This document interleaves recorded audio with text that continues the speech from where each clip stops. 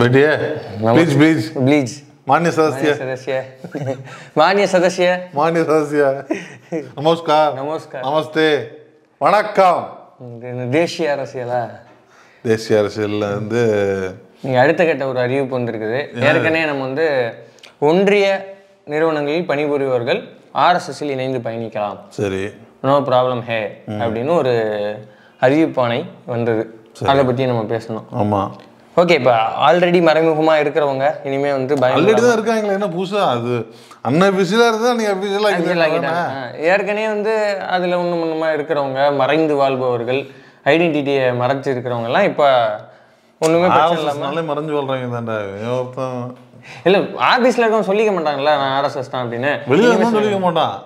இப்போ டிபேட்டில் வரும்போது எவனா சொல்கிறான் ஆர்எஸ்எஸ் ஆதரவாளர்னு போட வேண்டியது தானே டிவி. சரி ஆதரவாளர் அப்படி தானே போடுவாங்க. அப்படி என்ன ஒரு பயம்.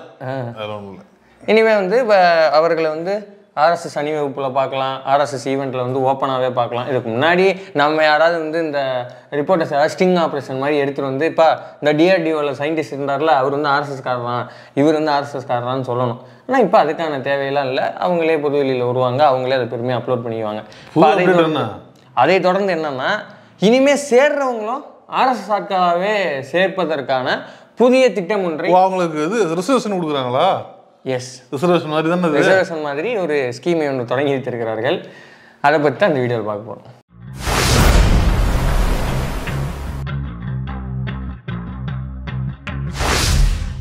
இந்த மக்களவை தேர்தல் ஆரம்பித்ததில் இல்லை அதுக்கு முன்னாடியிலேருந்தே வட மாநிலங்களில் வந்து இந்த அக்னிபாத் திட்டம் வந்து ஒரு பேசுபொருளாகவே இருந்துகிட்டே இருந்துச்சு. அது நம்ம ஊருக்கு பெரிய பாதிப்பு கொடுக்குற மாதிரியோ இல்லை வந்து பரிச்சயமான விஷயம் மாதிரியோ இல்லை.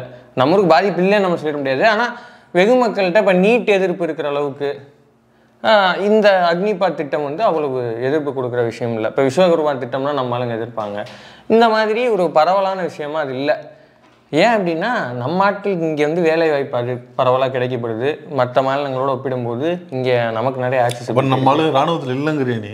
ராணுவத்தில் இல்லைன்னு சொல்லுங்க, அதை மட்டுமே நம்பி இருக்க வேண்டிய தேவையில்லை. மற்ற வேலைகளும் கிடைக்குது. இங்கே பல்வேறு விஷயமான வேலை வாய்ப்புகளுக்கு நிறைய வாய்ப்புகள் இருக்கு. ஆனால் சில வட மாநிலங்களில் அந்த மாதிரி அதை நம்பியே இருக்கிறனால வேலை வாய்ப்பு உருவாக்கணும்னு சொல்லிவிட்டோம், என்ன எதுன்னு கேட்பாங்கன்னு புதுசாக ஒரு திட்டத்தை போட்டாங்க. அப்படி வந்து ஒரு அவசர கதியில் ஆரம்பித்த திட்டம் தான் அது. அதில் அக்னிபாத் திட்டம்னா என்னன்னு தெரியாதுங்க அப்படிங்கிறது ரொம்ப சிம்பிள்.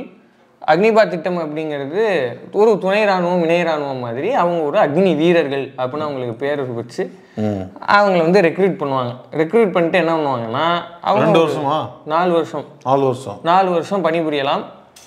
பணி முடியும் பொழுது என்ன அப்படின்னா அதில் ஒரு 25% நபர்களை மட்டும் இராணுவத்துக்கு எடுத்துக்கொண்டு மீதி இருக்கிற 75% நபர்களை பணம் செட்டில்மெண்ட் பண்ணி வீட்டுக்கு கொடுத்துருவாங்க, அனுப்பிச்சி விட்ருவாங்க. அந்த பண செட்டில்மெண்ட்டுமே அவங்களுக்கு மாதம் 4 வருஷத்தில் கொடுக்குறாங்க இல்லையா, அதில் ஒரு அமௌண்ட்டை பிடித்தம் பண்ணிட்டு அதை அந்த இயர் முடிவில் அவங்க கையில் கொடுத்துருவாங்க. அப்படியா?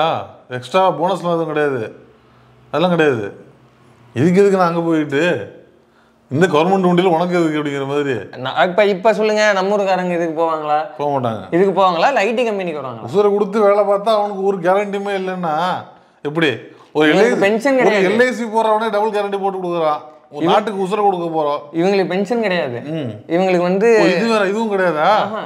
மற்ற மாதிரி வந்து இந்த இராணுவ வீரர்களுக்கு இருக்கிற அந்த மிலிட்ரி கேன்டீனில் பர்ச்சேஸ் பண்ணுறது சில சலுகைகள் இந்த மாதிரி எதுவுமே கிடையாது அவங்களுக்கு. அப்போ இப்படிப்பா போவாங்க? உண்மையாக நாட்டுப்பட்டு இருக்கிறவனே போக மாட்டானே. ஏன்னா இப்போ வீட்டில் குழந்தை குட்டி விட்டுட்டு அப்படி போவான். ஸோ இதை தான் எதிர்கட்சிகள் எல்லாம் ஒருத்தவங்க போவாங்க, ஆர்எஸ்எஸ்காரங்க போவாங்க. ஆர்எஸ்எஸ்காரங்களா? இல்லை ராணுவ வீரர்களை பாதுகாக்க சும்மா போயிட்டு தான் ஒரு வேலை பார்ப்பாங்க. எங்களுக்கு இந்த நக்கல்ல தான் உங்கள்கிட்ட பிடிச்சது. எங்க விடுதலை போராட்டத்தில் பங்கு பெற்று ஆர்எஸ்எஸ் பங்கு தானே சனாதன ஒழிப்பு பண்ண நடந்துச்சுல அங்கே இதில் காமராஜர் அரங்கத்தில், அது வாசலில் வச்சுருந்தாங்களே பார்க்கல நீ? ஒரு பெரிய புக்கு ஒன்று இருந்துச்சாங்க, பார்த்தியா இல்லையா? அந்த புக்கு வேணுமா நான் போட சொல்கிறேன் பாரு.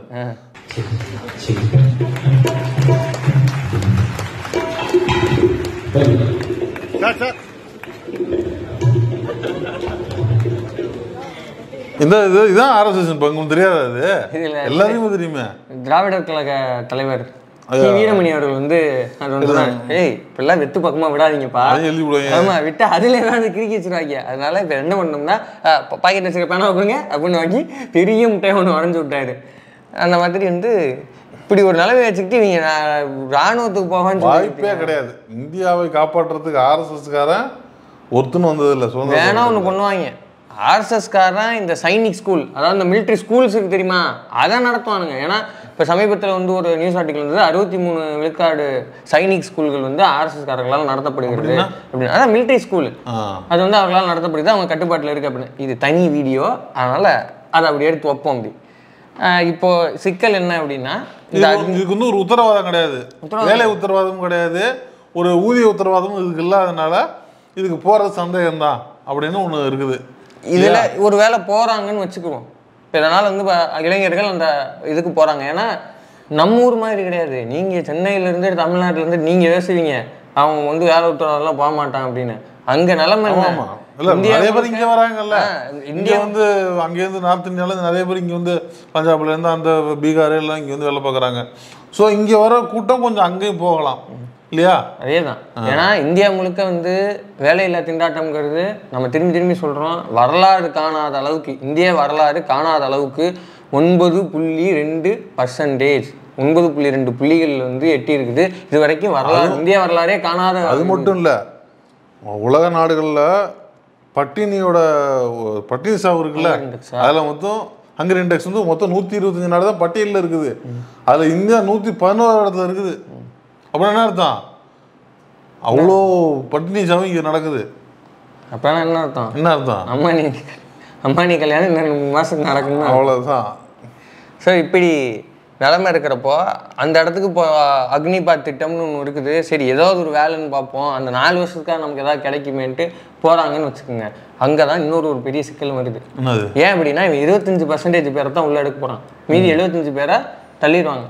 அப்போது ஒரு 100 பேர் ஒரு இடத்துல இருந்து பணிபுரிகிறாங்க. ஒரு இடத்துல இப்போ ஒரு உதாரணத்துக்கு எடுத்துக்குவோம். இப்போ ஒரு team A, team B, team சின்னு பிரிக்கிறாங்க. இப்போ டீம் ஏல 100 பேர், டீம் பியில் 100 பேர், டீம் சியில் 100 பேர், 100 பேர் வந்து 100 பேர் ட்ரைனிங் எடுத்துக்கிறாங்க. அப்படின்னா இப்போ இராணுவம் போன்ற விஷயத்துக்கு வந்து நம்ம படத்தில் பார்த்து அறியவே எடுத்துக்கோமே, என்ன சொல்லுவாங்க, டீம் ஸ்பிரிட், டீமோட எவ்வளோ இணைஞ்சு வேலை பார்க்குறாங்க, அவங்க எவ்வளோ ஒத்துமையாக இருக்காங்க, எவ்வளோ உபயோகம் பண்ணுறாங்க, அடிபணியணும் எவிடன்ஸ் இதெல்லாமே இருக்குது. இப்போ அதில் ஒரு உதாரணத்துக்கு இந்த 100 பேரும் ஒரு விஷயத்த சொல்கிறாங்க, ஒரு விஷயத்த வந்து பழக்கப்படுத்திக்கிறாங்க அப்படின்னா ஒற்றுமையாக செய்வாங்களா இல்லை இவங்களுக்குள்ளே அடிச்சுக்குவாங்களாங்கிற கேள்வி முதல்ல வரும். ஏன் அப்படின்னா எண்ட் ஆஃப் த டே அவன் இந்த வேலையை செக்யூர் பண்ணியாகணும். 4 வருஷம் முடிவில் அவன் இந்த வேலையோட அவன் வீட்டுக்கு போகணும். ஏன்னா அந்த 25 பேரில் போனால் மட்டும்தான் இவனுக்கு அடுத்து நிரந்தரமான ஊதியம், ஓய்வூதியம் எல்லாம் அவனுக்கு கிடைக்க போகுது. இல்லைன்னா அந்த 4 வருஷம் கிடைக்கிற காசோட டாட்டா பை பையன் வீட்டுக்கு போயிட்டு தான். அப்போ என்ன பண்ணுவான்னா பயத்தில் இந்த 25 பேருக்குள்ளே வரணும். அப்போது நம்ம இதுக்கு என்ன போடணும், அவங்க ஊழல் நடக்கும், அவ்வளோதான். ஏகப்பட்ட விஷயங்கள் நடக்கும், ஊழல் நடக்கும். ஒரு கிளாஸ் ரூமில் வந்து இப்போ 30-40 பேர் இருக்கிறாங்க, வந்து நீங்கள் டாப் 25க்கு நான் இவ்வளோ தரேன் அப்படின்னு சொன்னால் அங்கே அடிச்சிக்க மாட்டாங்க. ஏன்னா அந்த அளவுக்கு அறிவு கிடையாது. ஒரு 15 வயசு 20 வயசில் இருப்பேன், 15 வயசுக்குள்ளே இருப்போம். அப்போ போட்டு படிக்கணும், படித்து முன்னேறி நம்ம ப்ரைஸ் எடுக்கணுங்கிற எண்ணம் இருக்கும். ஆனால் நீங்கள் இப்படி கொண்டு போகிறது இருக்குல்ல, எல்லாம் முதிர்ச்சி அடைஞ்சு ஃபுல்லாக கரெக்டாகி 100 பேர் உள்ளே எடுத்துக்கிங்கன்னு வச்சுங்க, எல்லா மூலையும் அப்படி வேலை செய்யும். எவனை ஏமாற்றலாம், எவனை காலவாரி விடலாம், எவனை கரெக்ட் பண்ணால் உள்ளே போகலாம், இவ்வளோ பஞ்சாயத்து நடக்கும். அதில் ஒரு பயங்கர லாபி உருவாயிடும் இல்லையா? அது ஒரு சிக்கல். இன்னொரு சிக்கல் என்னன்னா இப்போ இவங்களுக்குள்ளே அடிச்சுக்கிறது மூலமா அது அதுவே ஒரு லாபி ஆகிடும், மாதிரியான என்விரான்மெண்ட்டை கிரியேட் பண்ணிடும். இது ஒரு சிக்கல். இதெல்லாம் தாண்டி என்ன பெரும் சிக்கல்னா, இந்த 75% பேர்த்த நீ வெளில அனுப்ப போகிற, அதில் வந்து உறுதியாக இருக்கிறீங்க. இப்போது இந்த 4 வருஷம் வந்து அவன் பணிபுரியிறான்ல, அவன் ஆயுதங்களோடய பழக்கப்பட்டவன், அந்த ஆயுதங்களோட தான் அவன் பழகியிருப்பான். அதே மாதிரி அந்த 4 வருஷத்துக்கு போகிறதுக்கு முன்னாடி அவன் ட்ரைனிங் ஒன்று எடுக்கிறான்ல, அந்த ட்ரைனிங் பீரியட்லேயும் அவன் ஆயுதத்தை எப்படி பயன்படுத்துறது, எப்படி இது பண்ணுங்கிறது, அதான் மொத்தமாகவே அந்த 4 வருஷம் அவன் ஆயுதத்தோட புழங்க போகிறான். அப்படின்னா ராணுவத்தில் என்ன வழக்கமாக கொடுப்பாங்க, ஆயுதம் தான் கொடுப்பாங்க, ஆயுதம் குண்டு அதுதான் கொடுப்பாங்க. இப்போ இந்த 75% பேர் திரும்பி வந்து வரான்ல சொசைட்டிக்கு, இவன் என்ன மனநிலைமையில் இருப்பான் ஒரு கேள்வி வருது இல்லை? ஏன்னா நம்மளே பார்க்குறோம்ல, இப்போ அண்ணாமலையாக இருக்கட்டும், இல்லை சில போலீஸ்காரங்களாக இருக்கட்டும், இல்லை சில வந்து மிலிட்ரியில் வேலை பார்க்குற ரவியாக இருக்கட்டும், நிறைய பேர் இன்னமும் அவங்களுக்கு வந்து இந்த போலீஸ் மைண்டு, அந்த மிலிட்ரி மைண்டு நிறைய பேருக்கு போகாது. வீட்லேயும் வந்து அதே மாதிரி இருக்கிறது, அது ப்ராக்டிஸ் ஆகிடும். அது நம்ம ஒன்றும் சொல்கிறதுக்கு இல்லை, பட் அதிலே ஊறி போய் நிறைய பிரச்சனைகள்லாம் வந்துருக்குது. அது இன்னும் இந்த இளம் வயசுல அவங்கள கட் பண்ணும்போது முழுக்க முழுக்க அந்த மைண்ட்ல தான் இருப்பாங்க. இப்போ ஒரு சின்ன ஒரு நல்லதா பயன்படுத்தினா பிரச்சனை கிடையாது. டிசிப்ளின்ங்கிறது நல்ல கெட்ட விஷயம் கிடையாது, நல்ல விஷயம் தான். ஆனால் டிசிப்ளினை பாதியிலேருந்து ஸ்டார்ட் பண்ணக்கூடாது. நீ வந்து முழுசாக டிசிப்ளின் ஆகிட்டு டிசிப்ளின் இல்லாத சொசைட்டியில் வந்துக்கிட்டு எல்லாரும் டிசிப்ளின் இருக்குன்னு சொல்றது இருக்குல்ல, அது ரொம்ப அயோக்கியத்தனம். இங்கே அப்போ எல்லாரையும் அது மாதிரி தயார் பண்ணு. மிலிட்ரிக்கு போகிறதுங்கிறது வேறு டிசிப்ளின் மட்டும் சொல்லி கொடுக்க போகிறதில்ல, பிரச்சனையா மேபி அது ஒன்றே ஒன்று தான். நான் பார்த்து புரிஞ்சிட்ட வரைக்கும் ஒபீடியன்ஸு டிசிப்ளின் இதுதான் ஃபஸ்ட்டு சொல்லுவாங்க. இதுக்கப்புறம் தான் எதுவாக இருந்தாலும். இதுலயே பல பஞ்சாயத்து நடக்கும் சமூகத்துக்குள்ள. இதுவே ஒரு சிக்கலை உண்டு பண்ணுவான். இவன் ஆயுதத்தோட பழகிட்டு வரவன் இவன் என்ன பண்ணுவானா, இங்க திரும்பி வந்து ஒரு சின்ன ஒன்றும் இல்லை. இந்த ஒபீடியன்ஸும் டிசிப்ளின் இல்லாதவங்க இருந்தானா அவன் கருட பணத்தை செத்து போடுவான். நம்ம சங்கரோட கூட்டுப்படி ஒருத்தர் இங்கே வாழ முடியாது. தண்டிக்கப்படுவீர்கள். கருட பணத்தை எடுத்துருவாங்க ஒவ்வொரு ஆளும் அங்கேருந்து வர்றவங்க எல்லாம். அந்த மாதிரி ஆகிவிடும். ஆமா, அந்த மாதிரி பண்ண ஆரம்பிச்சிருவானுங்க இல்லையா. ஒரு சின்ன சின்ன தகராறு நடக்கும் போதும் இவன் ஆயுதத்தை எடுத்து பயன்படுத்தான்னு வச்சுங்க, இப்போ இது ஒரு சமூக பதட்டத்தை உண்டு பண்ணும். அது வந்து ஒரு தக்கா மாறிடுவான். ஏன் அப்படி சொல்றீங்க? அப்பனா அது மிலிட்ரியிலேருந்து வந்த மற்ற ஆஃபீஸர்ஸுக்கும் அது இருக்கும் தானே, மற்றவங்களுக்கும் இருக்கும் தானே? மற்றவங்களுக்கும் இருக்கும். மற்றவங்க என்ன வயசுல அவங்க போய் அந்த பணியில இருக்கிறாங்க, எத்தனை வருஷம் அவங்க வந்து அதுக்கு பழக்கப்படுத்தி இருக்கிறாங்க அப்படிங்கிறது ஒன்று இருக்குல்ல. இப்போ ஒரு சிபிஆர்எஃப் வீரரோ இல்லை வந்து ஒரு பிஎஸ்எஃப் வீரரோ இருக்கிறாரு அப்படின்னா அவருக்கு வந்து இவ்வளவு நாட்களுக்கு ஒரு பயிற்சி, கொஞ்ச நாட்களுக்கு இந்த மாதிரியான விஷயங்களை அவர் செய்யணும். ஸ்டேஜ் பை ஸ்டேஜ் போவார். அவர் நீண்ட காலம் வந்து அதில் இருப்பார். அது வந்து அவர் பக்குவம் அடைஞ்சிருப்பார். இப்போ இவங்க வந்து ஒரு ரொம்ப இளம் வயதிலே இந்த அக்னி வீரர்கள்லாம் போயிடுறாங்க. போயிட்டு இவங்க ஒரு 4 வருஷத்துக்கு திருப்பி அனுப்பப்படுறாங்க. அதாவது உயர்கல்வி பெற வேண்டிய வயசில் இவங்க உள்ள தள்ளிட்டு நீ அந்த நேரத்தில் ஆயுத பயிற்சி இந்த மாதிரி காவல் பணிகள்லாம் அவனுக்கு ஏற்கனவே உச்சத்தில் இருப்பாங்க, மூர்க்கமாக இருப்பாங்க. நீ திரும்பி அவனை அனுப்புறேங்கிறப்போ அவனுக்கு இந்த தெளிவுலாம் இருக்குமா அப்படிங்கிற ஒரு கேள்வி இருக்குல்ல. ஏன்னா ஏற்கனவே வேலையில்லா திண்டாட்டத்து மூலமாக தான் இப்படி ஒரு ஸ்கீமை எடுத்து அதுக்குள்ளே ஒரு ஆளாக பங்கு வச்சு இந்த வேலையை பார்க்கலாம். திரும்பியும் அவன் வந்து 4 வருஷம் முடிஞ்சதுக்கு பின்னாடி ஓகே நான் வேணுங்கிற ஆளை எடுத்துட்டேன், நீ கிளம்பு அப்படின்னு உன்னை பற்றி விட்றேன். அப்போ அவன் அந்த ஆற்றாமையில் வர இருப்பான். அவனுக்கு வேலை கிடைக்கலன்ற மனநிலையாகவும் உளவியாகவும் நிறைய பிரச்சனையாக இருக்கும். ரெண்டாவது அவன் ஆயுதத்தோட பழக்கப்பட்டவன் திரும்பி அந்த சமூகத்துக்கு வந்துட்டு ஒரு பிரச்சனைக்குரிய ஆளாக மாறிட்டான்னு வச்சுக்கோங்க, என்ன பண்ணுவீங்க? இதைத்தான் ஆரம்பத்துலேருந்து அதுதான் நடக்கும். இதுதான் ஆரம்பத்துலேருந்து எதிர்கட்சிகள் வந்து இதுக்கு எதிர்ப்பு தெரிவிச்சுட்டே வந்தாங்க. ராகுல் காந்தி அவர்களும் இதை குறித்து வந்து பார்லிமெண்ட்ல பேசியிருந்தார். அவர் பேசின கட்டு பண்ணி வைரல் ஆயிருக்குது. அப்படியா? அன்றே கணித்தார் ராகுல் காந்திங்கிறது இவங்க அந்த டோனை இவங்க இன்னைக்கு தான் எடுக்கிறானுங்க. எந்த கட்டு? हजारों लोगों को हम हथियार की ट्रेनिंग दे रहे हैं और फिर थोड़ी देर बाद उनको समाज में डाल रहे हैं. बेरोजगारी है, समाज में हिंसा बढ़ेगी. இந்த கட்டில் அவர் என்ன சொல்றாருன்னா, அப்பா நீ பாட்டு இவ்வளவு நேரம் நம்ம சொன்ன விஷயத்தான் அவர் சொல்றாரு. எப்ப நீ பாட்டுக்கு துப்பாக்கியை கொடுத்து அங்க அமுச்சு விடுற, அவன் போயிட்டு 75 பேர் நீ திரும்பி வீட்டுக்கு அனுப்பிடுவ, அவன் திரும்பி வருண்டான்னா அவன் சமூகத்தில் என்னவான தாக்கத்தை உண்டு பண்ணுவான். இப்போ இதெல்லாம் பிரச்சனை, இதெல்லாம் இது பண்ணாதீங்க. அவர் கடைசியாக ஒரு வெடியையும் போட்டு விட்றாரு. இந்த திட்டத்தை மிலிட்ரியில் போட்டு விட்டது நம்ம அஜித் தோவல் அப்படின்னு ஒரு வார்த்தையை போட்டு விட்றாப்புல. அப்படியா? அந்த சங்கிகள்லாம் வந்து ஃபயர் விட்டுட்டு இருப்பானுங்களா. என்ன அஜித் தோவல் யாரு? National security advisor. மோடிக்கு தேசிய பாதுகாப்பு ஆலோசகர். மோடிக்கு பின்னாடி போகிறோம் கோட்டு போட்டு நின்றுருப்பாப்புல, அந்த கண்ணாடி போட்டு இப்படி பார்த்துட்டு இருப்பாரு. அந்த சங்கிகள்லாம் வந்து இந்த கண்ணில் ஒரு ரெட் ஸ்பார்க் வச்சு ஃபயர் விட்டுட்டு இருப்பாங்க. அந்த அஜித் தோவல் தான் இந்த மாதிரியான ஒரு உதவாக்கிற திட்டத்தை போட்டவர் அப்படின்னு சொல்லிட்டு போயிட்டார். ஸோ இந்த கட்டு இன்னைக்கு வைரலாக இருக்குது. இப்போ ராகுல் காந்தி சொல்கிறதெல்லாம் புரியணும், அதுக்கு இவ்வளவு லேட்டாக உங்களுக்கு புரியக்கூடாதுடா. சரி, இதில் ரிசர்வேஷன் உண்டா தெரியல. இதில் ரிசர்வேஷன்லாம் கிடையாது. ஆமாம், அது எப்படி சரியா இருக்கும்? அதுக்கு முன்னாடி ஒரு பிரச்சனை இருக்கு இருங்க, அதுதான் இங்கே பேச வேண்டிய விஷயமே. இதுவும் பேசணும்பா. இது பேசணும். இது வந்து தனி டாபிக், இதை வைங்க. இப்போ இதுல பெரிய சிக்கல் என்னன்னா, இப்படிலாம் வருவாங்களா? நீ பாட்டுக்கு சொல்ற, இப்போ வந்தவன் பூரா அக்னி வீரர் இருக்கிறவன் பூரா இப்படி நடந்துக்குவானா? இப்போ நீங்கள் கொஞ்ச நேரத்துக்கு முன்னாடி கேட்டீங்களே அந்த கேள்விக்கான பதில் என்ன? அக்னி வீரர்லாம் இருக்கிறாங்க, திரும்பி வீட்டுக்கு வரவன் ஆயுதத்தோட எப்படி இது பண்ணுவான்? அவன் வந்து டிசிப்ளினா ஒபீடியன்ஸாக தானே இருப்பான், அது எப்படி ஆயுதத்தோட புலங்குவான்னு கேட்டீங்கல்ல. இப்போ 2 நாளைக்கு முன்னாடி பஞ்சாப் மொஹாலின்ற பகுதியில், மொஹாலி தானே ஸ்டேடியம் ஒன்று இருக்குப்பாங்க, ஸ்டேடியம். ஓ, அதை பார்த்துருக்கேன். அங்கே ஒருத்தர் வந்து அரெஸ்ட் பண்ணுறாங்க, ஒரு 3 பேரை கைது பண்ணுறாங்க. அவங்க எதுக்காக கைது பண்ணுறாங்கன்னா, ஒரு கார் ராபரி ஈடுபடுறாங்க. அப்படின்னா கார் திருட்டு பண்ணியிருக்கானுங்க, ஆயுதத்தை காட்டி துப்பாக்கிகளை காட்டி கார் திருட்டு பண்ணியிருக்கானுங்க. கார் திருட்டுனா காரில் வர்றவங்கள்ட்ட திருட்டா? காரையே திருட்டு, காரையே தூக்குறதா? ஆமாம், ஹைவேஸில் இப்போ நீங்கள் வந்துட்டு இருக்கீங்கன்னு வச்சுங்க, படார்னு முன்னாடி பூந்து ஏய் ஹேண்ட்ஸ் அப் கார் என்ன கொடு அடப்பாவீங்களா, இப்படி வந்து இதுக்கு தான் நான் காரே வாங்குறது இல்லை. ஓஹோ, அப்போ கார் வாங்குற அளவுக்கு வருமானம் இருக்கு. பிரான்ஸ் நோட் பண்ணிங்க, பிரான்ஸ்.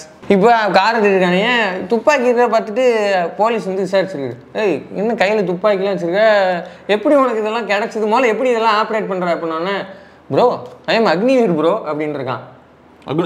அக்னிவீர் திட்டத்தில் இருந்தவனா? ஆமாம், அக்னிபாத் திட்டத்தில் வர்றவங்கள பேர் தான் அக்னிவீர் ப்ரோ, நான் அக்னிவீர் ப்ரோ அப்படின்னு இருக்கான். அவனுக்கு துப்பாக்கி இதுக்கு போகும்போது கொடுத்து விட்ருவாங்க துப்பாக்கி கையில். சொல்லவே இல்லை, நீ அப்போ சொல்லவே இல்லை. 4 வருஷம் கழிச்சு காசு கொடுத்துருவாங்க, கையில் அதுக்கு ஒரு துப்பாக்கி கொடுத்து அனுப்பிச்சிடுவாங்களா? துப்பாக்கி தோட்டா எல்லாம் கொடுத்து அனுப்புவாங்க. அப்படியா? தீபாவளி பண்டிகையா ஏங்க நீங்க வேற. அப்புறம் இவன் லீவு 2 மாசம் லீவ்ல வந்திருக்கான். வந்தவன் வர வெளில கள்ள துப்பாக்கி பர்ச்சேஸ் பண்ணிட்டு வந்துட்டு சரி பார்ட் டைம் இந்த வியாபாரம் பண்ணுவோமே அப்படின்னு பண்ணிட்டு இருந்தாங்க. கல்லு துப்பாக்கியா? ஆமா, கல்லு துப்பாக்கி. கள்ள துப்பாக்கி, திருட்டு துப்பாக்கி. திருட்டு துப்பாக்கி அப்படி சொல்லு. திருட்டு துப்பாக்கி வாங்கிட்டு வந்திருக்கான் வரப்ப. அதாவது காரை திருடுறதுனா துப்பாக்கி திருட்டு வந்துருக்கான். ஆமா, வர வெளில வாங்கிட்டு வந்திருக்கான். வாங்கிட்டு வந்து ஆமா, பர்ச்சேசிங். Okay okay. ஸோ வாங்கிட்டு வந்து மாட்டிக்கிட்டான். என்னடா அப்படின்னா, நான் அக்னிவீர், நான் 2 மாசம் லீவ்ல இருந்தேன், எனக்கு திரும்பி போய் வேலை பார்க்கறதுக்கு வந்து பிடிக்கல. ஏன்? ஆமா, ஒரு இளம் வயதுல ஆமா இளம் வயதுல போயிட்டு வேலை இல்லாத பிரச்சனை, என்னால என் குடும்பத்தை பாத்துக்க முடியல. நான் படிச்சிருக்கேன், ஆனா படிச்ச இதுக்கு படிப்புக்கு வேலை கிடைக்க மாட்டேங்குது. ஓகே, அவனுக்கு பர்சனல் ப்ராப்ளம். என் குடும்பத்தை வந்து இந்தியாவில் இருக்கிற சூழ்நிலை என் குடும்பத்தை ரன் பண்ண முடியல, அதனால நான் இப்படி இறங்கிட்டேன் அப்படிங்கறத அவன் சொல்ற. அப்படியே சொன்னாப்லையா? அப்படியே சொல்லி இதுக்கு பிரதமர் தான் பொறுப்பு இருக்கணும். இப்ப ஏன்னா என் குடும்பத்தை பார்க்க முடியல, எனக்கு வேலை கிடைக்கல. ஆமா, நீ இருக்கிற சூழ்நிலையில நான் வந்து இந்த வேலைக்கு போயிட்டேன் நான் சொல்றேன். என்ன சொல்ற அப்படின்னா, நான் வந்து நாட்டை பாதுகாக்க நான் அந்த எல்லைக்கு போயிட்டேன், என் குடும்பத்தை யார் பாதுகாக்கிறது? என்னை அழைச்சிட்டு போன கவர்மெண்ட் தானே பாதுகாக்கணும், அது பண்ணலை, நான் திரும்பி வரேன், போக விருப்பம் இல்லைன்னு சொல்கிறாப்புல. ஆமாம், சரி. இப்படி ஒருத்தன் 2 மாதம் லீவுக்குள்ளே போனானே, திரும்பி வரல அப்படின்னா ஏன் வரல, எதுக்கு வரலன்னு கேட்டிருக்கணுமா இல்லையா? பார்த்துருக்கேன். கேட்பாங்க, யூஸ்வலாக கேட்பாங்களே, மிலிட்ரிலாம் லெட்டர்லாம் போடுவாங்களே. அக்னிபாத்தில் இவன் டெசர்டட், அதாவது அவ்வளோதான் பாதியிலேயே போயிட்டான் அப்படின்னு. ஆமாம், டெசர்டட் அப்படின்னா அவர் வந்து கிளம்பி போயிட்டார், காணாமல் போயிட்டார் அப்படின்ற மாதிரி அவர் வந்து இது பண்ணிட்டாங்க, அறிவிச்சிட்டாங்க. இப்போ ஒரு ஆர்மியிலேருந்து ஒருத்தர் வந்து டெசர்டடாக அறிவிக்கிறதுங்கிறது வேற, ஓகேங்களா? ஏன்னா அவருக்கு வந்து குறிப்பிட்ட சில பணிகள் கொடுக்கப்பட்டிருக்கும், அவர் ஒரு ஃப்ளோவாக அந்த வேலைகளை செஞ்சுட்டு இருப்பார். அதுலேருந்து திடீர்னு ஒருத்தர் காணாமல் போகிறாரு அப்படின்னா அவங்க வந்து அதுக்கு ஒரு இன்வெஸ்டிகேஷன் மாதிரி வச்சு, ஓகே அவர் இந்த காரணத்துக்காக டிசர்டடாக இருக்காருன்னு அவங்க அறிவிப்பாங்க. இருக்கும். அதுல வந்து பிரச்சனை நம்ம கண்டுபிடிக்க முடியும். அக்னிபாத்ங்கிறது நீ புதுசாக கொண்டு வந்திருக்க திட்டம். இந்த திட்டத்தில் நீ என்ன சொல்றேன்னா, இதனால இளைஞருக்கு நாங்கள் வேலை கொடுக்க போறோம், இது வந்து ஒரு சிறப்பான திட்டம் அப்படி இப்படின்னு உருட்டுறல. ஒருத்தர் 2 மாசம் லீவ்ல வந்தவன் திரும்பி வரவே இல்லை. 2 மாசம் லீவ் முடிஞ்சா அவன் திரும்பி வரவே இல்லை. அப்போ அவன் எங்க என்ன ஏதுங்கிற எந்த ஃபாலோ அப்புமே பண்ணாம நீ டெசர்ட் நீ எப்படி அறிவிக்கிற? அப்போ உன்ட்ட அந்த திட்டம் சரியா செயல்படல அப்படிங்கறத எடுத்துக்கலாம் தானே. இப்போ இது மட்டும் கிடையாது. டேட்டா என்ன பண்ணுவாங்க தெரியுமா? அந்த ரெஜிஸ்டர் இந்த ஆஃபீஸை கொளுத்தி விட்ருவாங்க. அப்படியே data bro, sorry bro, data அழிஞ்சு போச்சு. அது அந்த இது ஈடிலாம் போயிட்டு வந்து அந்த ஃபினான்ஸ் மினிஸ்டர் ஆஃபீஸ் அந்த இதான் இருக்குல்ல, சாரி ப்ரோ எரிஞ்சு போச்சு. அதுவா? இன்னைக்கு எனக்கு ஒரு நாள் டைம் கொடுங்க, 4 டேட்டா கொடுத்துருங்க. இல்லை எரிச்சிருவேன். 2 ரூம் எரிஞ்சது தானே இப்போ எலெக்ஷனுக்கு முன்னாடி. ஆமாம், என்ன பண்ணுவீங்க? டேட்டா கொடுத்துருங்க. இல்லை நான் எரிச்சிருவேன் ரூம் அப்படிங்கிற கணக்காக தான் நீங்கள். அதுக்கு தான் பாசி நம்ம அடிக்கடி சொல்லுவார், இது நோ டேட்டா கவர்மெண்ட்டு. பாசி நம்புறோம், நோ டேட்டா கவர்மெண்ட் அப்படி மாதிரி எது கேட்டாலும் டேட்டா இல்லைன்றவானுங்க. தீஞ்சு போச்சு, இல்லை எடுக்கலை வாங்கலை ஏதாவது ஒன்று கணக்காக பேசுகிறானா அந்த மாதிரி தான் அது. அப்படி ஏதாவது எடுத்துருந்துச்சுன்னா 2014 முன்னாடி எடுத்ததா இருக்கும். ஆமா, இல்லைன்னா நேரு காலத்துல ஏதாவது அவர் செஞ்சு வச்சுட்டு போயிருப்பாரு. இப்போ இதுல குறிப்பா பார்க்க வேண்டிய இடமே இதுதான். எதிர்கட்சிகள் எதை வந்து இந்த திட்டத்துல பிரச்சனைன்னு சொன்னாங்களோ அந்த பிரச்சனை கொண்டு நிறுத்திட்டாங்க, நடந்துருச்சு. அப்போ இப்போ இந்த நியூஸ் வந்து தைனிக் பாஸ்கர் அப்படின்ற ஒரு ஹிந்தி நாளிதழில் முதல்ல வருது, வெளியாகுது ஆன்லைன்ல. அதன் பிறகு படிப்படியா ஒரு நாளுக்கு 2 நாள் தைனிக் பாஸ்கர்னு பேப்பர் பேருங்க. சொல்லு பாப்பா, உனக்கு அதான் சொன்னேன், ஹிந்தி பேப்பர்னு சொன்னேன். சொன்னீங்களா? நீங்க கவனிக்கல. இந்த ரொம்ப ஃபாஸ்டா 1.75 போறீங்க. ஓகே, 1.5 சரி, 1.5 போதும். அந்த பத்திரிகையில் வருது. அதுக்கப்புறம் ஒரு 1-2 நாளைக்கு நியூஸ் எதுலையுமே வரல.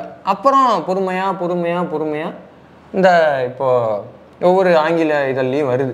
நேற்றுக்கு தான் வந்ததுக்கு பின்னாடி பார்த்தோம்னா சடார்னு பாஜக ஆகிற ஒவ்வொரு ஸ்டேட்லையும் இந்த பிரச்சனையாகவும் மாறுது. இப்போ இதுதான் பிரச்சனைன்னு சொன்னோம், இந்த அக்னிவீரில் திருட ஆரம்பிச்சிட்டாங்க பாரு, நாட்டை இங்கே தான் கொண்டு போய் நிறுத்துறேன்னு கொஞ்சம் கொஞ்சமாக பாஜக ஆகிற ஒவ்வொரு ஸ்டேட்லையும் டபக்குன்னு மத்திய பிரதேசில் மோகன் யாதவ் என்னது பாஜக சிஎம், நாங்கள் வந்து அக்னி வீரர்களுக்கு நாங்கள் எங்களுடைய ஸ்டேட்டு இல்லை ஸ்டேட் போலீஸில் நாங்கள் வந்து அவங்கள வேலைக்கு எடுத்துக்கிறோம் ஓஹோ, சென்ட்ரல் கன்ஃபார்மாக இங்கே எடுத்துக்கிறாங்க. இங்கே எடுத்துக்கிறாங்க. உத்தரகாண்டில் நாங்களும் வேலைக்கு எடுத்துக்கிறோம், சத்தீஸ்கரில் நாங்கள் வேலைக்கு எடுத்துக்கிறோம், ஒடிசாவில் வேலைக்கு எடுத்துக்கிறோம் அப்படின்றாங்க.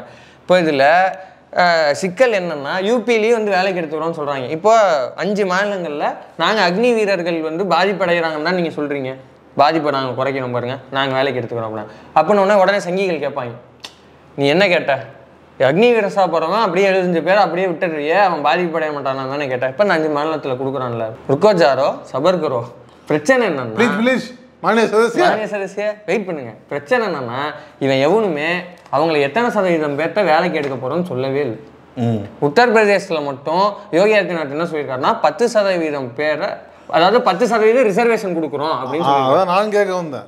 இப்போ 2 கொஸ்டின் எனக்கு வந்து, அங்கேருந்து வந்தவங்கள ஸ்டேட் கவர்மெண்ட் எடுத்துக்குது அப்படின்னா எதுக்கு ஸ்டேட், அது எதுக்கு சென்ட்ரலுக்கு போயிட்டு ஸ்டேட்டுக்கு வரணும்? நீ ஸ்டேட்லேயே வச்சுக்க, போட்டு எடுத்து வேலைக்கு வச்சுக்க வேண்டியதானே. இதுக்கு 2 ஆட்டம்.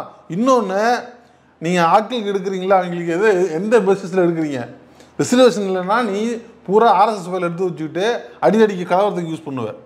ரிசர்வேஷனுக்கு மஸ்ட்டு தேவை, எடுக்க மாட்டியா அப்படிங்கிற ஒன்று வரும்ல, ஒரு கேள்வி வரும். இப்போ அது கூட வந்து அவங்க எந்த அடிப்படையில் எடுக்கிறாங்க, இல்லை ரிசர்வேஷனா வேறு ஏதாவது பாலிசி இது பண்ணியிருக்கிறாங்களா அப்படிங்கிறத ஏதாவது இருந்ததுன்னா சொல்லுங்க, நாங்கள் தெரிஞ்சுக்கிறோம். ஏன்னா நாங்கள் பார்த்த வரைக்கும் ரிசர்வேஷன் பாலிசி எதுவும் மென்ஷன் பண்ணல, பேசல.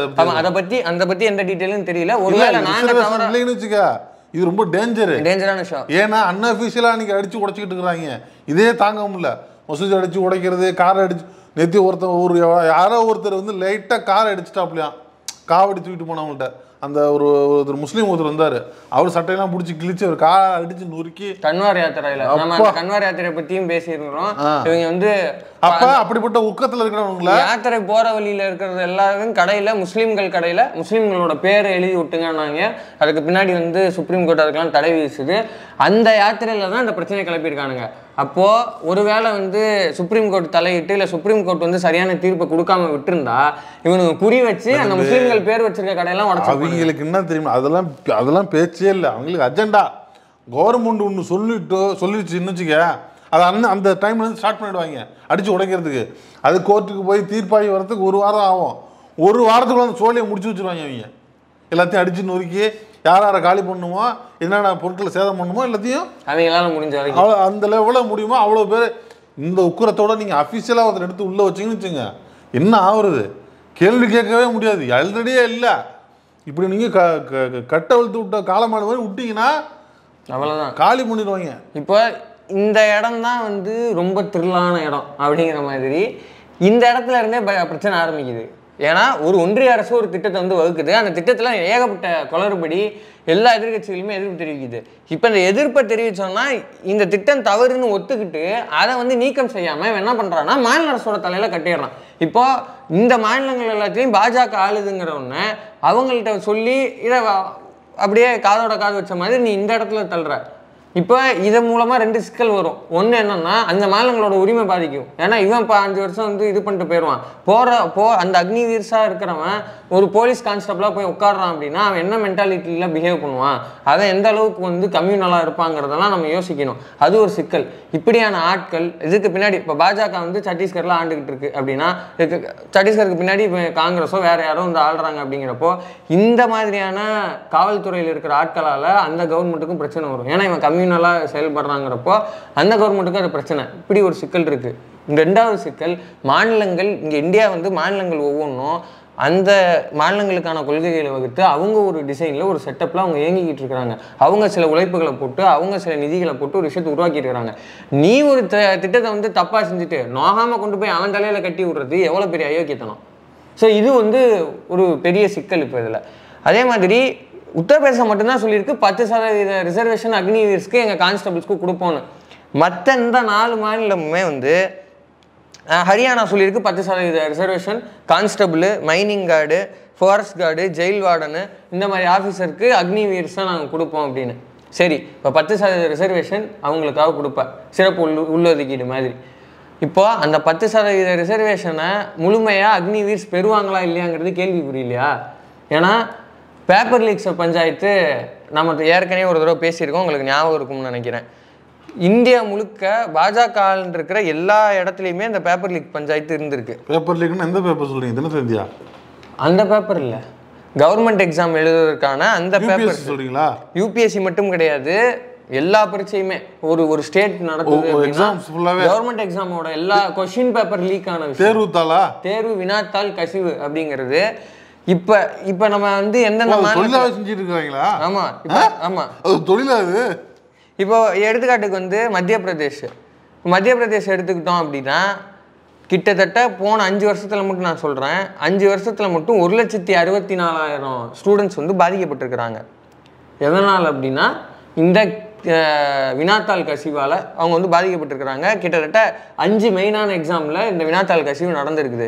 உத்தரப்பிரதேசத்தில் 19 லட்சம் கேண்டிடேட்ஸ் வந்து பாதிக்கப்பட்டிருக்கிறாங்க தேர்வு வினாத்தாள்னால. அடுத்து உத்தராகண்டில் 2,37,000 கேண்டிடேட்ஸ் வந்து பாதிக்கப்பட்டிருக்காங்க தேர்வு வினாத்தாளால். தமிழ்நாட்டில் அப்படி ஒரு சம்பவமே இல்லை.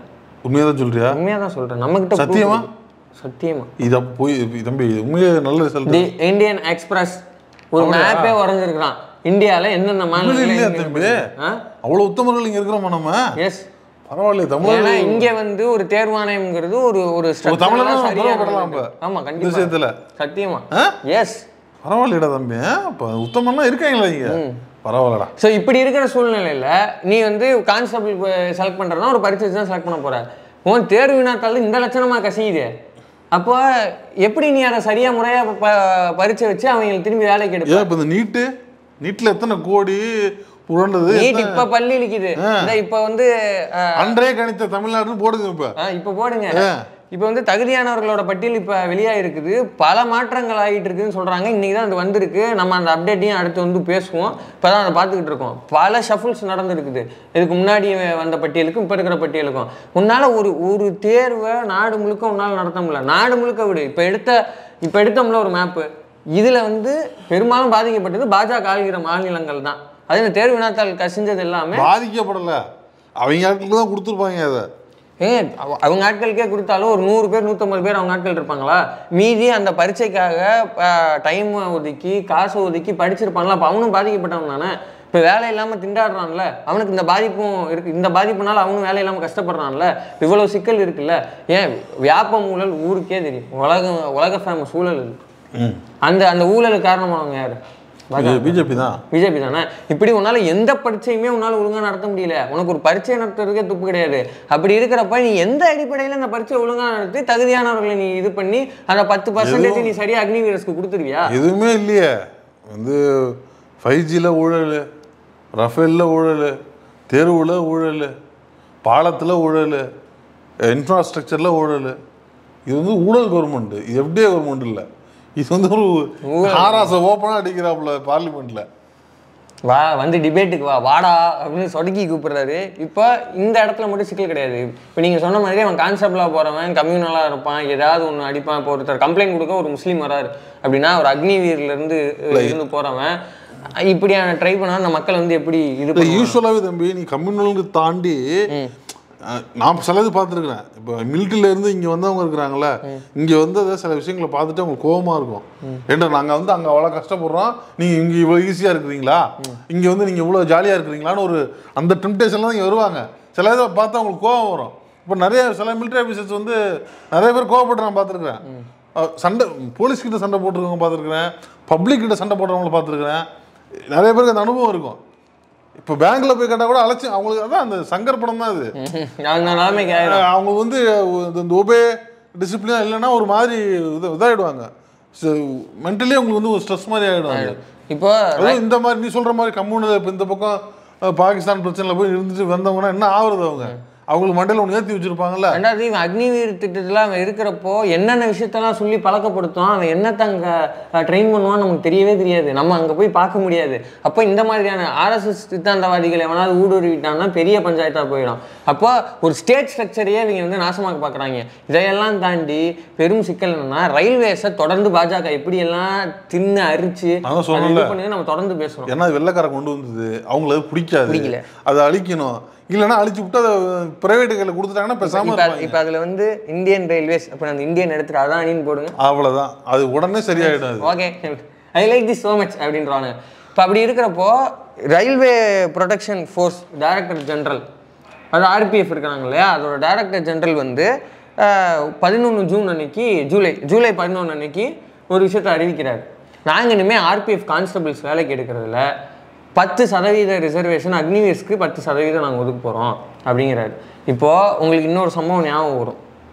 ஒரு கான்ஸ்டபிள், ஆர்பிஎஃப் கான்ஸ்டபிள் ஒருத்தர் ஒரு அசிஸ்டன்ட் சப் இன்ஸ்பெக்டர் ஏஎஸ்ஐ உட்பட ஒரு 4 பேர்த்த வந்து கொன்னார். அந்த 4 பேருமே சுட்டு கொன்னார். அந்த 4 பேருமே வந்து முஸ்லீம்கள். ட்ரெயினில் பெட்டிகளில் முஸ்லீம்கள் எங்கெங்கே இருக்கிறாங்க, எங்கெங்கே உட்காந்துருக்காங்கன்னு தேடி தேடி போய் துப்பாக்கியால் சுட்டு கொன்னார். சுட்டு கொன்னுட்டு நீங்கள்லாம் பாகிஸ்தானால் ஆப்ரேட் செய்யப்பட்டவங்க, பாகிஸ்தானுக்கு போங்க, இதை தான் வந்து மீடியா எங்களுக்கு காட்டிக்கிட்டே இருக்குது, உங்களை பற்றிலாம் எங்களுக்கு தெரியாதா, நீங்கள் இந்த நாட்டில் இருக்கணும்னா, நீங்கள் இந்த நாட்டில் வாழணும்னா யோகிக்கும் மோடிக்கும் ஓட்டு போடுங்க அப்படின்னு அவன் கத்துனானா இல்லையா? இந்த சம்பவம் நடந்ததா இல்லையா? ஆமாம். இப்போது ஒரு ஆர்பிஎஃப் கான்ஸ்டபிள் இந்த நிலமையில் இருக்கிறான். இப்போ அக்னிவீர் எல்லாமே இந்த நிலமையில் இருப்பாங்கன்னு நம்ம குற்றம் சாட்டல. ஏன்னா அவங்களும் ஒரு வகையில் பாதிக்கப்பட்டவங்க தான். ஆனால் ஒருவேளை ஆர்எஸ்எஸ் சித்தாந்தவாதிகளால் அவங்க இன்ஃப்ளூயன்ஸ் செய்யப்பட்டு அவங்களும் இந்த மாதிரியான ஆட்களாக மாறிட்டாங்கன்னா, இல்லை ஒருவேளை நீங்கள் சொன்ன மாதிரி வந்து ரொம்ப கோவக்காரா ஷார்ட் டெம்பராக மாறிட்டாங்க அப்படின்னா மக்கள்கிட்ட அவங்க எப்படி அணுக முடியாது? மக்கள்கிட்ட அணுகிற கோவம் வரும். அப்போ அவங்க எப்படி வந்து அவங்கள ஹேண்டில் பண்ணுவாங்க அப்படின்னு ஒன்று இருக்குல்ல. இப்போ ரயில்வேஸை இந்த மூலமாகவும் சிதைக்கிற வேலையை இது பார்க்குது. அதாவது இவங்க ஒரு திட்டத்தை வந்து போட்டுறது. என்ன திட்டம்? உருப்படியா எந்த திட்டம்? 2046 முஸ்லீம்கள் இந்தியாவில் இருக்க மாட்டாங்க, பார்க்குறீங்களா? நாங்கள் திட்டம் வச்சுருக்கோம்னு அங்கே உள்ள பிஜேபிக்காரங்கெல்லாம் பேசிட்டு இருக்கிறாங்க. அது இந்த மாதிரி தான் கொஞ்சம் கொஞ்சமாக நான் தான் சொன்னல இன்னைக்கு. சில பேர் சொன்னால் நம்மளை வந்து திட்டுறாங்க. என்ன சொல்கிறாங்கன்னா, நீங்கள் இப்படி காமெடியாக பண்ணுறீங்க. உண்மையிலே இல்லைங்க, அவனுக்கு கொஞ்சம் கொஞ்சமாக மக்கள் தொகை குறைப்பு வேலையை பார்க்குறாங்க. அது வந்து ரவுடி கொலை, அந்த கொலை, இந்த கொலை அப்படின்னு தாண்டி இந்த மாதிரி சொன்னி அந்த ட்ரெயினுக்குள்ள வச்சு 3 பேரை சுடுறது, அங்கங்கே கொல்றது, இது எல்லாமுமே மக்கள் தொகை குறைப்பில் தான் வருது. அதுதான் சொல்லிட்டு இருக்கிறேன். அவங்க 2046 நீங்கள் வந்து யாருமே இங்கே முஸ்லீம் கிறிஸ்தவர்கள் யாரும் இங்கே இருக்கக்கூடாதுன்னு அவங்க தான் ஓப்பனாக பேசுகிறாங்கல்ல, அதையும் பார்க்குறோம், இந்த கொல்றதையும் பார்க்குறோம். இப்போ நம்ம கனெக்ட் பண்ணி பார்ப்போமா இல்லையா?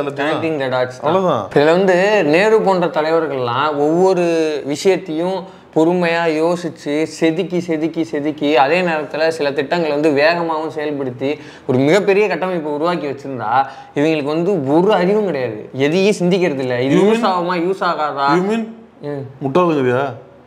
நான் அந்த வார்த்தையை பயன்படுத்துறதுல மடையர்கள், முழுக்க மடையர்கள் தான், ஒரு அறிவும் கிடையாது இவங்களுக்கு. ஏன்னா இதை நம்ம சொல்லலை, ஜியே ஒரு மேடையில் சொன்னாப்புல மன்மோகன் சிங் வந்து பிரதமராக இருக்கப்போ நான் போய் பார்த்தேன். பார்த்துட்டு எங்கே நம்ம ஊரில் புல்லட் ட்ரெயின்லாம் விட்டால் நல்லா இருக்காது அப்படின்னு கேட்டேன். அவர் ஒன்று விடலாம்பா, ஆனால் நம்ம ஊரில் அதை பயன்படுத்த மாட்டாங்களே பெரிய அளவில், மக்களுக்கு அது பயனாக இருக்காது, பயனாகிற மாதிரி ஏதாவது பார்ப்போம். இல்லை மக்கள் பயன்படுத்த முடியாதுன்னு எனக்கும் தெரியுங்க, ஆனால் விட்டால் ஒரு சீனாக இருக்காது அப்படின்னு அவர் என்ன அப்படியே மேலே கீழையும் பார்த்துட்டு ஓகேன்ட்டு போயிட்டாப்புல அப்படின்னு. அவர் ஏன் மேலே கீழையும் பார்த்தாருங்கிறது எங்களுக்கு இன்னைக்கு தானே புரிஞ்சுது. ஸோ இந்த அளவுக்கு வந்து வெறுமனை விளம்பரத்துக்காக திட்டமிடுறவங்க தான் அவங்க. இல்லைன்னா நீங்கள் சொல்கிற மாதிரி ஒரு அஜெண்டாவோட மக்களை பிளவுபடுத்துகிற, மக்களை ஒடுக்கிற ஒரு அஜெண்டாவோட திட்டத்தை போட்டுவிட்டு அதில் ஏதாவது சிக்கல் வருதுங்கிறப்ப அதையும் ஏற்றுக்கிட்டு அதை விளக்கிக்கிற அந்த தன்மையெல்லாம் கிடையாது. அதை ஏதாவது மாநில அரசு தலையில் கட்டுறது, இல்லை அதை வேறு மாதிரி இன்னும் மாநிலங்களோட கட்டமைப்பை சேர்த்து சிதைக்கிற வேலையை தான் அதை பார்க்குறாங்க. சரி, இப்போ அக்னி திட்டத்தை பற்றி இவ்வளோ விஷயம் பேசுகிறீங்களே, உங்களுக்கு அதில் நாலேஜ் இருக்கா, அது இருக்கான்னு பேசுவாங்க. ரொம்ப சிம்பிள். இதுக்கு முன்னாடி ஆர்மி சீஃபாக இருந்தவர் நரவானே அப்படின்ற ஒருத்தர், அவர் வந்து மெமோயர்ஸ், அதாவது வந்து ஆட்டோபயோகிராஃபி அப்படிங்கிறது ஒன்று, சுயசரிதைன்னு சொல்லுவாங்க. மெமோயர்ஸ் அப்படின்னா வந்து நினைவலைகள் அப்படின்னு வச்சுக்கலாம். அதாவது தனக்கு ஞாபகம் இருக்கிற இல்லை செலக்டிவான விஷயங்களை மட்டும், தன் வாழ்க்கையில் செலக்டிவான விஷயங்களை மட்டும் எழுதுறது. அந்த மெமோயர்ஸில் வந்து அவர் இந்த அக்னிபாத் திட்டத்தை பற்றி அவர் குறிப்பிட்றப்ப என்ன சொல்கிறாருன்னா, நாங்கள் இந்த மாதிரி ஒரு ஸ்கீமை ஆர்மிக்கு மட்டும் வைங்க அப்படின்னு நாங்கள் பரிந்துரைச்சிருந்தோம். அப்படி பரிந்துரை செய்தப்போ நாங்கள் என்ன சொல்லியிருந்தோம்னா 75% பேரை உள்ளே எடுத்துக்குங்க, இப்படி ஒரு ஸ்கீம் போடுங்க, அந்த ஸ்கீம் முடிவில் 75% பேரை ஆர்மிக்கு எடுத்துங்க, வேறு 25% பேரை திரும்பி சமூகத்துக்கு அனுப்பிடுங்க இப்படின்னு தான் நாங்கள் சொல்லியிருந்தோம். ஆனால் இது அப்படியே ரெசிப்ரோக்கலாக நேர்மாறாக மாற்றி பண்ணிட்டாங்க. இதில் குறிப்பிட்ட அவர் இன்னொரு விஷயம் சொல்கிறாரு, இது பிஎம்ஓ தான் இந்த முடிவு எடுத்தது அப்படிங்கிறது ஒரு இடத்துல சொல்கிறாரு. நம்ம தொடர்ந்து வந்து விமர்சிச்சுட்டு நம்ம சைடு தோழர் மருதையன் உட்பட பெரிய எல்லா தோழர்களுமே குறிப்பிட்டு சொல்கிற விஷயம் என்னென்னா, நிறைய விஷயங்களை பிஎம்ஓ தான் டிசைட் பண்ணுது. நிர்மலா சீதாராமன் இருக்காங்க அப்படின்னா அவங்களே எல்லா முடிவுலாம் எடுத்துட முடியாது, இங்கே பிஎம்ஓ தான் பெருசாக இருக்குது. அந்த பிஎம்ஓவா ஆர்எஸ்எஸ்ஸாங்கிற சண்டை, அதாவது பிஎம்ஓ அப்படின்னா பிரைம் மினிஸ்டர் ஆஃபீஸா ஆர்எஸ்எஸ்ஸா அப்படிங்கிற மாதிரியான சண்டைகள், பிரைம் மினிஸ்டர் ஆஃபீஸா மற்ற ஸ்டேட்டில் உள்ள பிஜேபி தலைவர்களாங்கிற சண்டையெல்லாம் போய்கிட்டு இருக்கு அப்படின்னு அவங்கலாம் சொல்லுவாங்க. ஸோ இப்போ இது மூலமாக அந்த ஒரு சண்டை இருக்குங்கிறது பிஎம்ஓ ஆஃபீஸில் பிரைம் மினிஸ்டர் எல்லாம் இருக்கிறதுனால இந்த ஆஃபீஸில் யாரெல்லாம் முடிவு பண்ணுறாங்கிறத இப்போ பஞ்சாயத்தாக இருக்குது. ஆமாம், அது பஞ்சாயத்து. பிஎம் ஆஃபீஸில் யார் இருக்கா நமக்கு தெரியணும். ஸோ அதனால வந்து பிரதமர் மோடி என்ன நினைக்கிறாரோ அது வந்து சரியா தப்பான்னு கன்சல்டேஷன் எங்கே இருந்தாலும் நினைக்கிறதுக்கு அவதான் உணவு சுற்றுப்பாடுனா ஊர் சுற்றிட்டு இருக்காரு. ஜாலியாக இருக்கிறாரு. ஜாலியாக இல்லை, கஷ்டப்படுறது என்ன பண்ணின்னு. தாடி ஃப்ளைட்டில் 8 மணி நேரம் ட்ராவல் பண்ணுறது எவ்வளோ கஷ்டம் தெரியுமா? நிறைய ஜெட்லாக் உட்காந்தே போகிறது இல்லை, எவ்வளோ கஷ்டம் தெரியுமா? இங்கேருந்து அமெரிக்காலாம் போனோம்னா 18 ஹவர்ஸ் ட்ராவல் பண்ணோம், 24 ஹவர்ஸ் ட்ராவல் பண்ணோம். அதெல்லாம் எவ்வளோ கஷ்டம் தெரியுமா? ரொம்ப ரொம்ப சிரமப்படாதீங்க, ரிசைன் பண்ணிடுங்க. இங்கே உங்கள் இந்தியா கூட்டணியில் ஏகப்பட்ட தலைவர்கள் இருக்காங்க, யாராவது ஒருத்தர் பொறுப்பேற்றுவாங்க, ஒன்றும் பிரச்சனை அதான் போயிட்டு இருக்கு, எண்ணிக்கிட்டே இருக்கிறீங்க. ஸோ இப்படி அரசியல் தலைவர்கள் ஆரம்பித்து இராணுவ அதிகாரிகள் வரைக்கும் இந்த திட்டம் வந்து உருப்படாது, இது வந்து வேலைக்கு ஆகாது, இது வந்து அந்த அவர் ஃபார்மர் ஜெனரல் இருக்கார் இல்லையா, அந்த மிலிட்ரி ஜெனரலே வந்து ஆர்மி ஜெனரலே என்ன சொல்கிறாருன்னா, இந்த திட்டம் வந்து அறிவிச்சப்போ போல்ட் ஃப்ரம் த ப்ளூ அப்படின்றாரு. என்னடா இது பெரிய வாசகமாக இருக்குது அப்படின்னு போய் கூகுள் பண்ணி பார்த்தா இது வந்து ரொம்ப அன்எக்ஸ்பெக்டடாக இருக்குது, இப்படி அவங்க அறிவிப்பாங்கன்னு எதிர்பார்க்கவே இல்லை. ஸோ அந்த அளவுக்கு இப்படி ஒரு திட்டம் இருக்குது அப்படின்னு ஒரு இராணுவ ஜெனரலே வந்து சொல்கிறாரு. ஜெனரலாக இருந்தவரே இப்படி சொல்கிறாரு அப்படின்னா இப்போ இந்த திட்டம் எவ்வளோ அபத்தமானது அப்படிங்கிறது, ஆபத்தானதும் கூட. நாங்கள் சொன்னது அக்னி வீரர்ஸ் எல்லாருமே இப்படி செயல்பட்டுருவாங்கிறது இல்லை. ஒருவேளை இப்போ ஆர்எஸ்எஸ் ஆட்கள் ஒன்றிய ஊழியர்கள் வந்து ஆர்எஸ்எஸ்ல இணைந்து பயணித்துக்கலாம்னு சொன்ன மாதிரி ஏதாவது ஒரு வகையில் ஆர்எஸ்எஸ் சித்தாந்தவாதிகள் இந்த மாதிரி அக்னி வீரர்ஸை தப்பாக மிஸ்லீட் பண்ணிட்டா, தவறான ஒரு கேம்பெயினில் இது பண்ணிட்டா. ஏன்னா ஹிஸ்ட்ரி ஆஃப் த ஸ்டூடெண்ட்ஸ் அப்படின்ற படிக்கிறவங்களே, விமன் ஸ்டடீஸ் என்கின்ற மகளிர் ஸ்டடீஸ் படிக்கின்றவங்க இல்லைங்க, நான் அவங்களுக்கு குத்த சொல்ல, அவ்வளோ தெளிவான இருக்கிற ஆட்களே சாவர்கர் வந்து பெண் கல்வியெல்லாம் வளர்த்தார் அப்படின்னு ஈஸியாக இன்ஃப்ளூயன்ஸ் ஆகிற இந்த காலத்தில் இது வேண்டாமும் நடக்கலாம். ஸோ நம்ம கவனத்தோடு இருக்கணும்.